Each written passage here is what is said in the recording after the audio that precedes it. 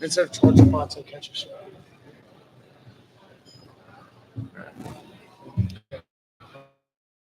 All right. Welcome back to another edition of the Coach Show. Today we have special guest, Coach Moore. Hey, how y'all doing? Yeah. So what are some challenges that the Starkville team presents to y'all? Well, they coming in at 3-1. They just lost their last game, so they're gonna come out on fire. And of course, head coach suspended. Their offense might be a little different, but they're half like pass and they're very explosive on both of them. Quarterback is probably the main challenge we have going against their quarterback. You're talking about how their head coach is suspended. Does that kind of change anything up for y'all game plan wise? Not really. We still have to do what we have to do, take care of business. And he's their offensive coordinator, so he called all the plays. So the plays might be a little different, but I think they still gonna stick to the script and do what they do. And I know it's unusual for Irish football to go on a 3-game loss streak. What are y'all telling the team at practice to come back from this? You're going to go through some adversity in life. So we're going through some adversity right now. There's no time to panic. Stick together. And go from there. And with this non-district stretch, what has it kind of shown about your team and kind of prove that what y'all can? We can play with anybody. And that's the district we're going to go against when we play in the playoff. So it's good to see them early. And then, like I said, first and second round, we might have to play one on again. So I think we'll be ready for them the second go around. And I know you used to coach outside linebacker, and now you're the defensive back coach. Tell us which one you like more and why. I think I'm going to go with the DB group right now. But I love coaching both of them. I think with the DB group, it's a bunch of different personalities. And group out there, like 4 or 5 of them, which the DBs I have maybe 30. So different personalities. I love that about the group. And with the DB, you have a bunch of talented dudes like Kamar Houston and Jay Judd, who's going to play college football Division I. What's it like coaching such a talented group? It's fun, but you got to make sure they stay on top of their game because, like I said, they seniors, and a lot of times they done saw a lot of stuff. So they get a little bored from time to time. So you got to put different stuff in them to make them stay on top of their game. But overall, I think it's a challenge because you know what they're capable of doing. You just got to make sure they do it now. So tell us what you think the difference is between.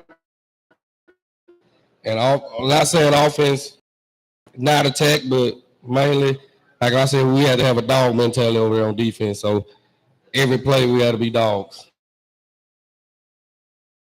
The record kind of goes back to 0-0.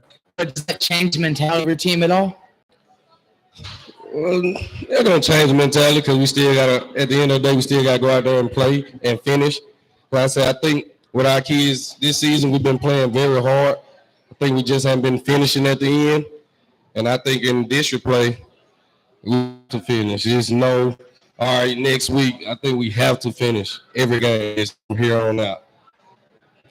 And I know there's been quite a few injuries this season. How are you going to try to prevent that through this long season? In this game, injuries going to come. So you can ask my guys, our mentality, next man up. So I try to prepare everybody like they're going to play on Friday. So that's the only way you can go about it in football because these injuries going to happen. So you just got to have that mentality, next man up. And with the next mentality, how have you seen kind of your players and team grow as a whole? I think with the injuries, it doesn't help develop depth because a lot of guys probably wouldn't play. They're playing now. So I think when we get in district, we can add those guys in, they get maybe 10 and 15 more snaps than what they usually get. So I think that's helped create depth. That's one big thing we have. We need to have depth when you go into the playoffs or district. And our last question: what is your favorite uniform combo? Favorite uniform combo: white hat, blue on blue. That's my favorite. All right, thank you, Coach Moore. Thank you.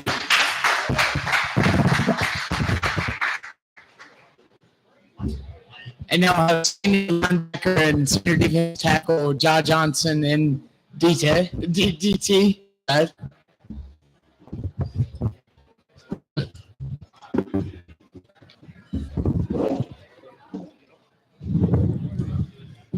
Thank y'all so much for coming on. Yes, sir. Thank you for having us. So what's the biggest challenge that Starkville presents to y'all on the defense? I would say the run game is pretty heavy. We got to broke it down and stop their run game. They can also throw the ball too, like Coach Moore said. We got all the things we need to do to stop them, and we're gonna go out there and stop them. All week, day in day out, we watch film nonstop, start real offense. Here we gonna dominate and get a win.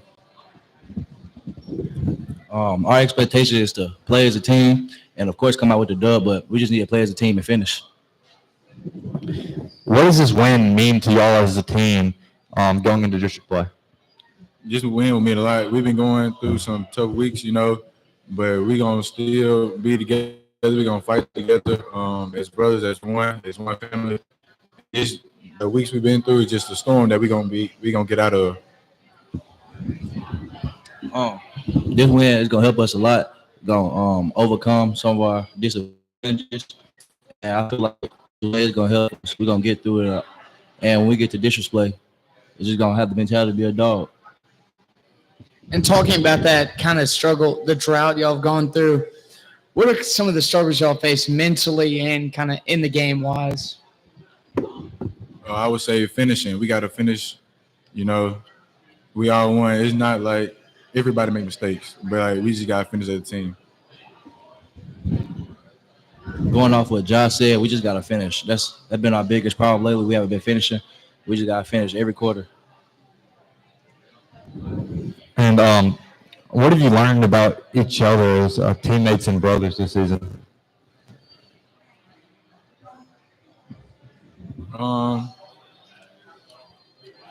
Let's see. I learned that I have to push my guys more. I got to push my guys more, not to hurt them or be a bad leader, but I got to be a great leader. I got to voice it, but not in a bad way. I got to always lift them up, not put them down, because like y'all said, we have a lot of injuries and we got a lot of young guys up. So we got to build them up and not tear them down. Make them feel good about themselves. When they mess up, we can get onto them and things like that, but we're going to build them up and get them confidence they need to play this game. Feel like we got to encourage them more. Like, sometimes there's different ways you got to talk to certain people. You can't always just yell at this person or yell at that person and tell them to get right. Some people you got to really sit there, get them right and talk to them in the right tone. Because tones, it can set people off and they can have a different mindset about it. And if they get in their head. Mm-hmm. And obviously, you're talking about the young guys that are growing. Who are some of the young guys that y'all seen develop throughout this year? Tobias Coleman, our D lineman, he's a young guy, but he's doing an extremely great job. West guy, our safety, he stepped up tremendously. And we got some more young guys that have stepped up, like Man Frierson. He did a great job at outside linebacker Jack when Martin Piggies, our senior, was out. He did a great job taking in for him. And we have my backup, Fisher Giles. That's my boy right there. He doing a great job stepping up behind me. I say Mikey Williams, because we had a senior that got injured, KK Holmes, and Mike Williams, he stepped up and he played a big part in the Tupelo game. He helped us out a lot, kept the defense rolling.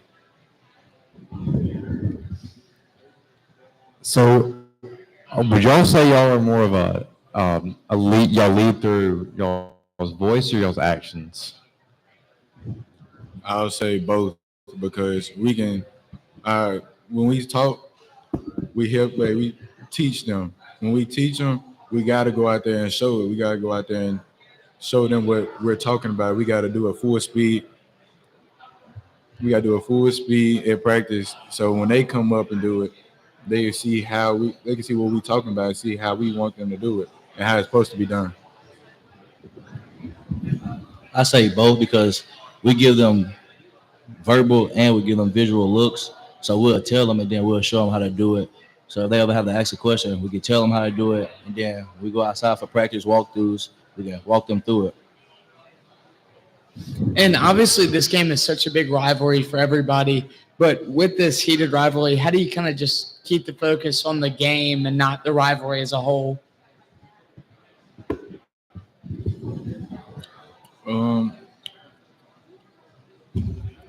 We're just going out there with dog mentality. We're gonna go out there to try to win. We're gonna go out there to win. The rival, we're not worried about we're not worried about the outside thing. We worry about us as a team, as our family. We worried about us, and we gonna go out there and get a win. A big part of it is having faith in your teammates, having faith in God. He'll walk you through everything. Your teammate, you can't finish anything by yourself. You got to have your team with you. So the biggest thing is having faith. And what would y'all say some of y'all's pregame rituals are from games? One of our rituals is when we have our pregame meal, we all come together. I love how we all come together. I love how we pray together. We always pray together. But after practice, we always say the Lord's Prayer. I just love how we do that and how we can communicate and talk to each other as we eat dinner. And when we depart from each other, we communicate with each other. We can chill with each other, relax. We can talk about the game. We can talk about what we need to do, how we're going to get things started on the game. Yeah. Some of our pregame rituals, we have dinners together to, come together as a team and talk about the next day or just have fun, have a good time. And then, before the game even starts, we do a big prayer to pray before the game. And obviously, this is a big game, but obviously, their head coach and some players suspended. Does that change anything for y'all game plan wise or mentality wise? It would not at all. We're not worried about the coaches being out, players being out. We just go out there and play Charger football. We gonna show people what we come to do and how we gonna do it. That doesn't change us at all. We're not really too much worried about that. It has nothing to do with us. So we just go out there and be us, play our ball. And with this big rivalry, does that change y'all's prep for this week at all? Not at all. Not at all. And obviously, we have a bunch of uniform combos. What would y'all say y'all's favorite is? Blue, black, or the white, baby blue, white. My personal favorite is definitely blue, black. All right, we're gonna get y'all to pick a couple games throughout 7A football right now. Who do y'all think is gonna win between Houston and Tupelo High School? Houston. Tupelo High School. I like that pick, John. I got Houston too. I can't pick Tupelo.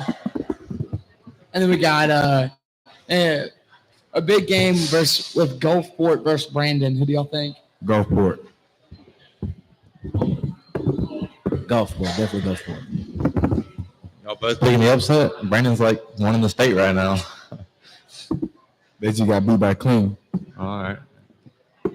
What y'all got? Germantown or Pearl in the south? Germantown or Pearl? Pearl. Definitely Pearl. Y'all are picking together? Y'all picking together? That one we picked together. And then we got South Haven, which is a district game versus Lake Cormorant. What do y'all think? Lake Cormorant. And then we all know who's going to win this one. Oxford versus Starkville. Oxford. Big. Chargers, let's ride. All right. Thank y'all. And thank you to walk-ons. Charger ball, baby.